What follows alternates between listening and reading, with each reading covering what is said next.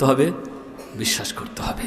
কবরে যা বলে গেছেন হবেই, কবরে যা বলে গেছে হবেই। কবর যাদের হয়েছে তাদেরও হবে, কবর যাদের হয়নি তাদেরও হবে। হতেও পারে নাও হতে পারে, এমন কোনো কথা বলাই চলবে না, তাতে ইমানের দুর্বলতা বা আপনার ইমান নেই এটাই বিবেচিত হয়ে যাবে। কারণ রাসূল কারীম সাল্লাল্লাহু আলাইহি ওয়াসাল্লাম যা বলেছেন তা হচ্ছে কার কথা? আল্লাহর কথা। পুলসিদের পারি দিতেই হবে, হাসর প্রান্তর হবেই, সেখানে দীর্ঘকাল দাঁড়িয়ে থাকতে হবেই। হোফাতান গোরাতান গোরলা, উলঙ্গ খালি পা, শরীরে কোনো কাপড় থাকবে না এবং আমাদের খাতনা হয়েই থাকবে না।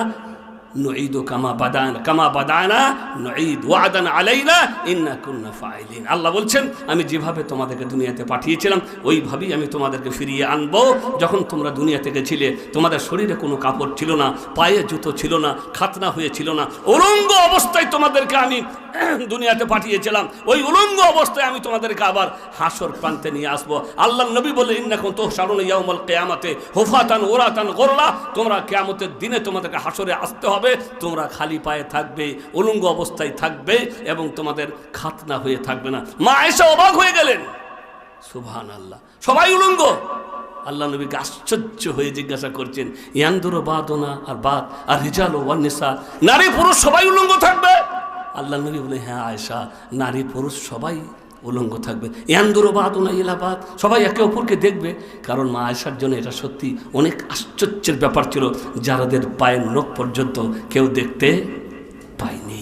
তারা এমন পর্দা করেছিলেন কেউ জানতো না মা আয়েশা কত বড় কত ছোট, কতটা মোটা কতটা খাটো, ফাতেমা কেমন ছিল, কতটা লম্বা ছিল, কতটা বড় ছিল, কতটা চওড়া ছিল, কেউ জানতো না। শুধু মা আয়েশা ফাতেমার জন্য শুধু এতটুকু বলে গেছেন যে আল্লাহর নবীর সমস্ত ঢাঁচা সব কিছু আল্লাহ দিয়ে দিয়েছিলেন কার মধ্যে? ফাতেমার মধ্যে। চলতেন নবীর মতো, আসতেন নবীর মতো, বসতেন নবীর মতো, কথা বলতেন ঠিক যেন নবী কথা বলছেন। ফাতেমা রাদিয়াল্লাহু, এটা বলেছেন শুধু মা আয়েশা রাদিয়াল্লাহু তাআলা আনহা। সমস্ত কিছু যেন নবীর তিনি পেয়ে গিয়েছিলেন রাসূল কারীম সাল্লাল্লাহু আলাইহি ওয়াসাল্লাম। কিন্তু তাদেরকে কোনো সাহাবী দেখেননি, সাহাবীরা কখনোই তাদেরকে দেখেননি। এমন পর্দা